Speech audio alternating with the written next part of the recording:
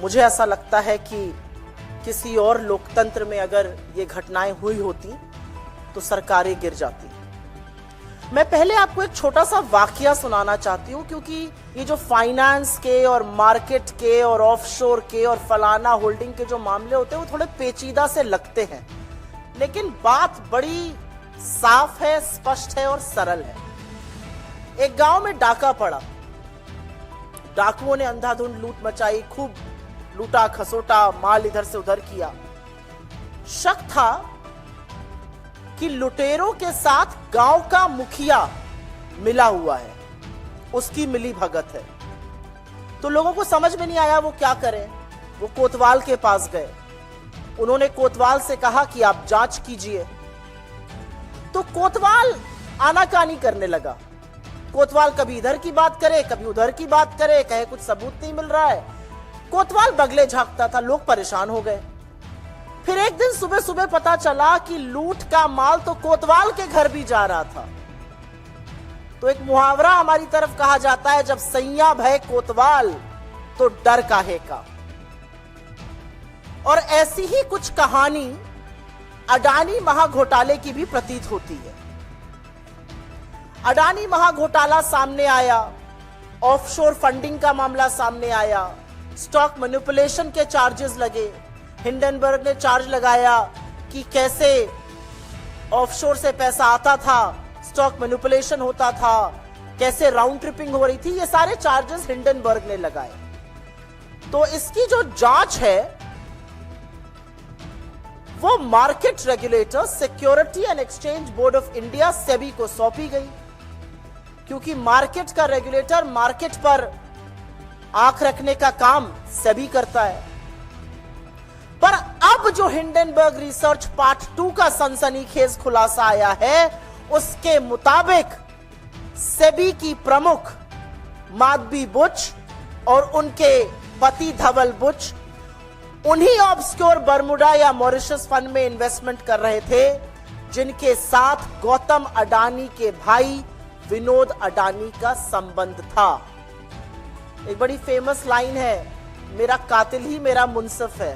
यहां पर तो मुंसिफ ही कातिल निकल रहा है। तो जो कोतवाल है जिसको जांच करनी थी, उसका उन्हीं तथाकथित फंड में इन्वेस्टमेंट था इस रिपोर्ट के मुताबिक, जहां पर विनोद अडानी का संबंध था। इस रिपोर्ट में साफ अंकित है कि माधवी बुच का अडानी समूह से संबंधित ऑफशोर फंड में इन्वेस्टमेंट था और सेमी प्रमुख बनने पर उन्होंने अपना शेयर, उन्होंने अपनी शेयर होल्डिंग अपने पति को ट्रांसफर कर दी। इस रिपोर्ट में लिखा है कि माधवी बुच और धवल बुच ने 5 जून 2015 को सिंगापुर में आईपीई प्लस फंड 1 के साथ एक खाता खोला था। ये आईपीई प्लस फंड 1 अडानी समूह के डायरेक्टर ने आईआईएफएल के माध्यम से खोला था।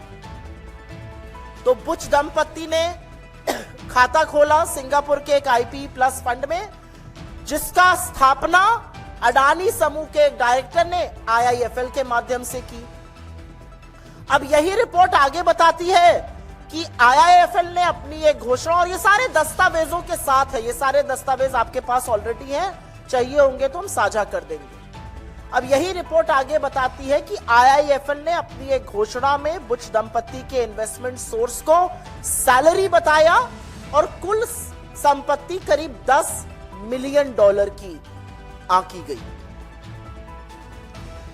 2 तथ्य और बताकर हम इस पर जो राजनीतिक सवाल हैं, जो प्रोबिटी के क्वेश्चंस हैं, जो कॉन्फ्लिक्ट ऑफ इंटरेस्ट के क्वेश्चंस हैं, उस पर जरूर जाएंगे। 2 तथ्य और जानने जरूरी है, क्योंकि हिंडनबर्ग रिसर्च की रिपोर्ट में सेबी चेयरपर्सन माधवी बुच के अलावा 2 और एंटिटीज का प्रमुखता से जिक्र है। एक है अगोरा और दूसरा ब्लैकस्टोन। ये दोनों अहम किरदार हैं, नाम याद रखिएगा, अगोरा एंड ब्लैकस्टोन। इस रिपोर्ट के अनुसार अप्रैल 2017 से लेकर मार्च 2022 सेबी प्रमुख बनने के टाइम तक माधवी बुश तब सेबी में होल टाइम मेंबर थी और उनके पास तब एक ऑफशोर सिंगापुरी कंसल्टिंग फर्म में 100% हिस्सेदारी थी। इस कंसल्टिंग फर्म का नाम अगोरा पार्टनर्स है। नाम याद रखिएगा, सिंगापुर बेस्ड कंसल्टिंग फर्म अगोरा पार्टनर्स, जिसका स्वामित्व माधवी बुश जी के पास था जब वो होल टाइम सेबी मेंबर थी, सेबी चेयरपर्सन बनने से पहले। जैसा कि मैंने आपको पहले बताया था, मार्च 2022 में सेबी चेयरपर्सन बनने पर उन्होंने अपनी शेयरधारिता अपने पति को ट्रांसफर कर दी। ये अगोरा की बात कर रही हूं मैं।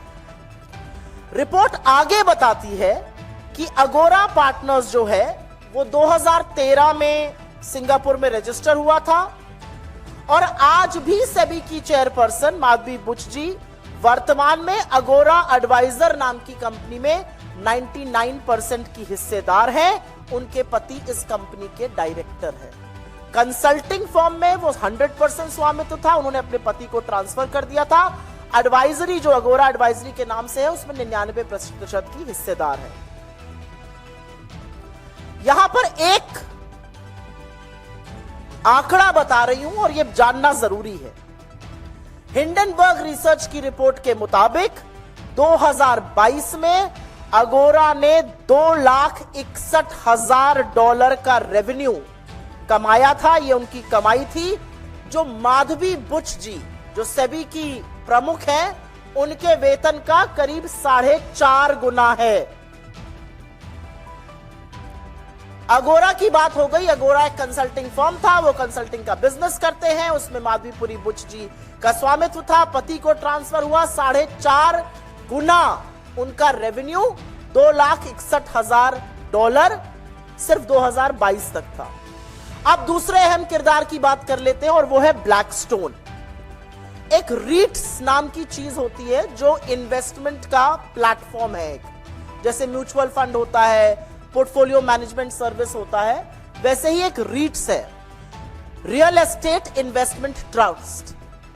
इसकी बहुत पैरवी आजकल सेबी करता है। माधवी बुश जी ने तो सार्वजनिक रूप से इसको अपना फेवरेट इन्वेस्टमेंट इंस्ट्रूमेंट भी बताया है, इन्वेस्टमेंट ऑफ द फ्यूचर भी बताया है। हिंडनबर्ग रिपोर्ट के मुताबिक सेबी चीफ पर उन्होंने ब्लैकस्टोन जैसी कंपनियों को रेगुलेटरी मतलब नियम कानून बनाकर फेवर देने के आरोप लगाए हैं। उनका कहना है कि सेबी चेयरपर्सन रहते हुए माधवी बुश जी के पति धवल बुश ब्लैकस्टोन के सीनियर एडवाइजर बन गए, वरिष्ठ सलाहकार वो नियुक्त हो गए ब्लैकस्टोन के, और ब्लैकस्टोन रीट्स का एक बड़ा प्लेयर है इंडिया में। एक बात यह भी बता दूं कि इनके पति इससे पहले रियल एस्टेट में कभी इन्वॉल्व नहीं थे, कैपिटल मार्केट्स में उनका इन्वॉल्वमेंट बहुत सीमित था। हिंडनबर्ग का आरोप है कि रेगुलेटरी बदलाव, नियम कानून ऐसे बदले गए जिससे कि सारा का सारा फायदा रीट्स को हो रहा था, और रीट्स में सबसे बड़ा प्लेयर ब्लैकस्टोन था, और ब्लैकस्टोन में माधवी बुश जी के पति धवल बुश जी सीनियर सलाहकार वरिष्ठ एडवाइजर थे। जैसा कि मैंने कहा, वो रीट्स की बहुत बड़ी पक्षधर है। एक कॉन्फ्रेंस में उन्होंने रीट्स को फ्यूचर का फेवरेट प्रोडक्ट बताया था। निवेशकों को कहा था इस फ्यूचर के फेवरेट प्रोडक्ट को आप देखिए, ये बहुत कारगर है। हिंडनबर्ग का आरोप है कि क्या माधवी बुश जी ने ये सब कहते हुए ये जिक्र किया था कि उनके पति ब्लैकस्टोन से संबंधित हैं, जो रीट्स का सबसे बड़ा खिलाड़ी है। और एक बात आपकी जानकारी के लिए बता दूं, 2 दिन पहले जब सरसरी तौर पर यह चर्चा हो रही थी कि हिंडनबर्ग रिसर्च की एक और खुलासे वाली रिपोर्ट आने वाली है, ब्लैकस्टोन ने एक बड़ा कदम उठाया। उन्होंने नेक्सस सिलेक्ट ट्रस्ट में 33 करोड़ यूनिट 4,550 करोड़ में बेच दिए। आपदा से पहले ही यहां फायदा बनाया जा रहा था, सवाल यह भी उठेगा। तो अब एक स्वतः सवाल उठता है कि क्या अडानी महाघोटाले की जांच इसलिए नहीं हो रही थी क्योंकि जिसको जांच करनी थी इस रिपोर्ट के अनुसार, इस रिपोर्ट के मुताबिक वो कहीं ना कहीं उसमें संलग्न थी। उच्चतम न्यायालय बार बार निवेश की जानकारी मांगता था, सेबी बार बार इधर उधर बगले झांकता था। सेबी ने तो यह तक कह दिया था we have drawn a blank, हमें कुछ मिल ही नहीं रहा है।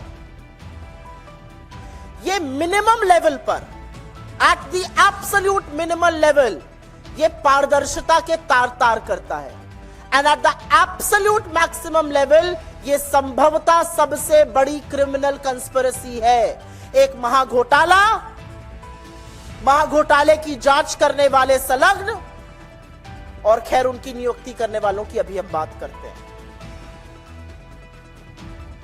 एक बात और साफ है कि इस पूरे खुलासे ने सेबी चीफ, इस देश की सरकार और इस देश के प्रधानमंत्री नरेंद्र मोदी की इंटेग्रिटी को तार तार करके रख दिया है।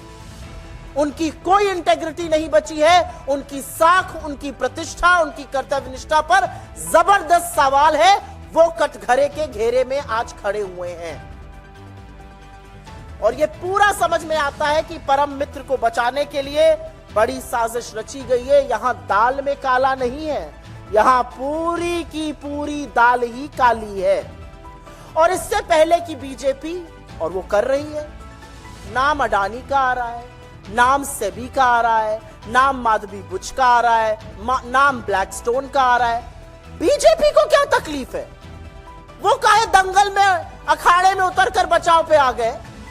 ये कौन सा तिनका है? क्योंकि दाढ़ी में तिनका तो है और उसका खुलासा भी हम करेंगे।